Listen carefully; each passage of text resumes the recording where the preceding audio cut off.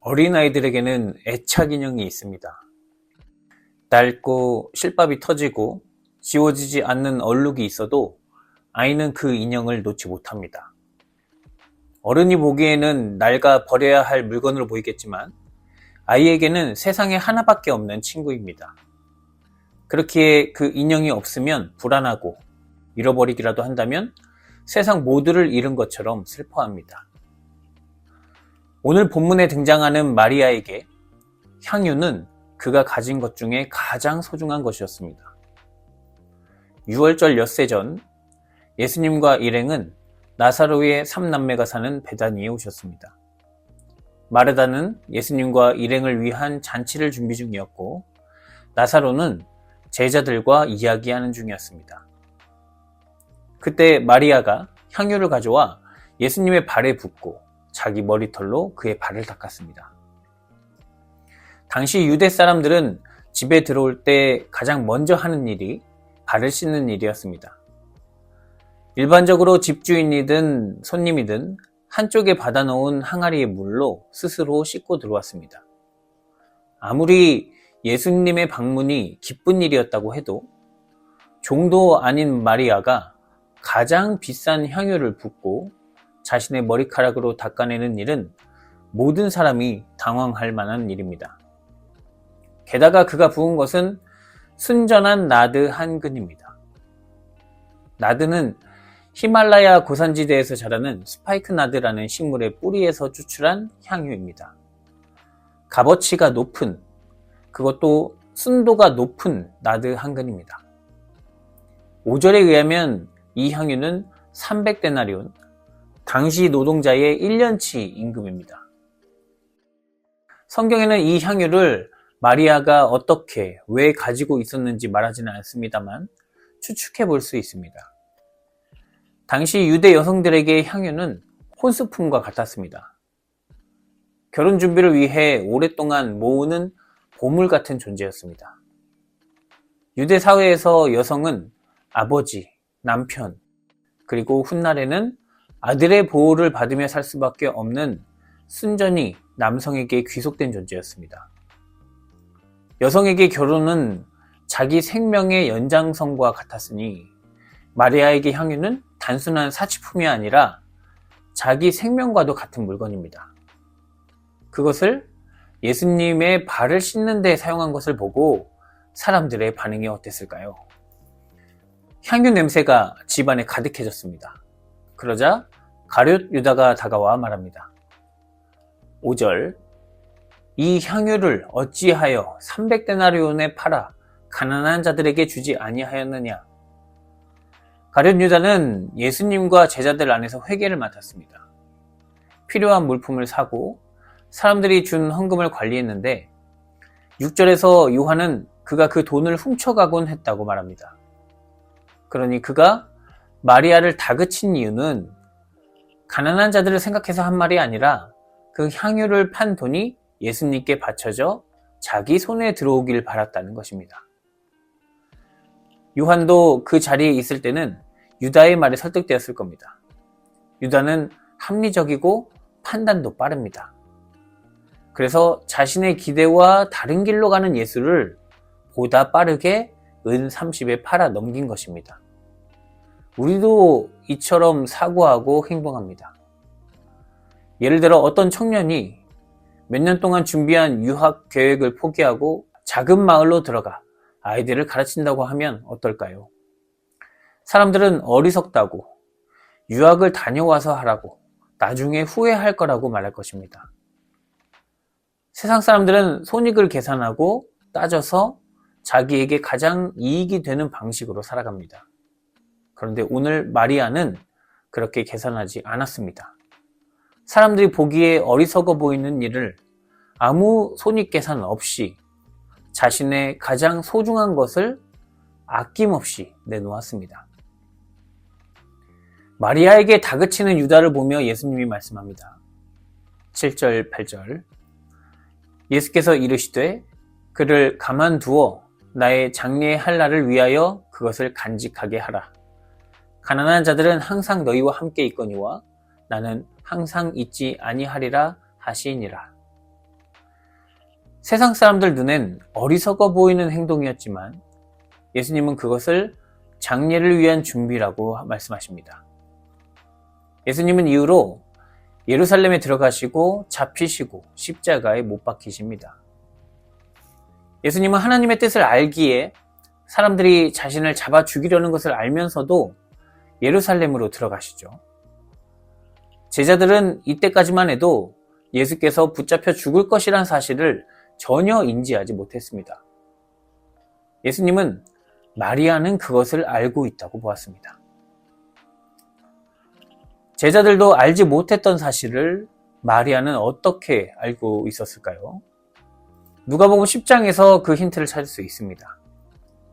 누가복음 10장 38절부터 42절에는 마르다와 마리아 이야기가 나옵니다. 마르다가 예수님을 집으로 초대했습니다.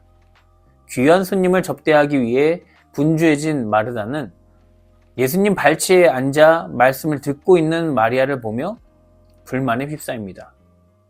그리고 예수께 마리아에게 음식 준비를 좀 도우라고 말 좀 해달라고 합니다. 그러자 예수님이 대답합니다. 마르다야, 네가 많은 일로 염려하고 근심하나 몇 가지만 하든지 혹은 한 가지만이라도 족하니라. 마리아는 이 좋은 편을 택하였으니 빼앗기지 아니하리라. 밥을 준비하는 일, 청소하는 일, 내일부터 해야 할 수많은 가지의 일들이 우리의 마음을 분주하게 합니다. 그리고 그 모든 일은 제 시간에 마음을 다해서 참여하고 해결해야 합니다. 당연한 일입니다. 그러나 그 일에 우리의 마음을 빼앗겨서는 안 됩니다.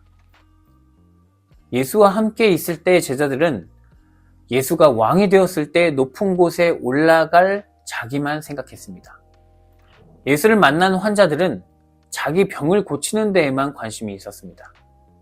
그러니 고쳐진 나병 환자 10명 중 1명만이 나중에 예수께로 돌아온 것입니다. 영생을 얻는 방법이 궁금해 예수님을 찾아온 부자 청년은 모든 소유를 팔아 가난한 자들에게 주고 나를 따르라는 말씀을 듣자 예수로부터 돌아섰습니다. 오병이어의 기적을 보고 쫓아오는 사람들을 보고 예수님은 너희가 나를 찾는 것은 표적을 본 까닭이 아니요 떡을 먹고 배부른 까닭이다 말씀하셨습니다. 이런 말씀들을 읽다 보면 예수님이 참 외로우셨겠다는 생각이 듭니다. 예수님은 하나님을 보고 말하는데 듣는 사람들은 대부분 자기만 생각하며 자기 중심적으로 예수님의 말씀을 이해하고 있었으니까요. 그런 와중에 자기 생각을 비우고 예수님의 말씀을 온전히 이해하기 위해 집중하는 마리아 같은 사람이 얼마나 반가웠을지 상상이 됩니다. 마리아는 그때부터 예수님의 말씀에 빠져 있었습니다. 정말 중요한 것이 보이기 시작했습니다. 그분이 오신 이유가 무엇인지, 그분이 우리에게 주실 생명이 어떤 것인지, 그분이 결국 가야 할 길이 어디인지를 듣고 이해하고 깊이 생각하고 있던 것입니다. 말씀을 듣고 깨달은 사람은 결국 삶의 태도가 변합니다. 이제 마리아에게는 결혼 준비보다 중요한 일이 생겼습니다. 그것은 예수 그리스도의 장례를 준비하는 것입니다. 얼마 후 죽으실 것을 알기에 마리아는 마지막 예수님께 할 수 있는 일을 찾았습니다. 발을 씻어드리는 일, 다시 보지 못할 그를 극진히 맞이하는 일입니다. 그리고 자기에게 있는 가장 귀한 향유를 부어드리고 머리카락으로 닦았습니다. 향유는 다시 모을 수 있습니다만 예수님은 다시 만날 수 없다는 걸 알기에 기꺼이 드릴 수 있었습니다. 오늘날 세상 사람들은 향유를 중요하게 여깁니다. 향유는 돈일 수도 있고 건강일 수도 있고 명예일 수도 있습니다. 신앙인도 마찬가지입니다. 그러나 더 좋은 것이 있습니다. 마리아에게서 볼 수 있습니다. 진리를 먼저 깨달은 마리아는 이미 불안하지 않습니다.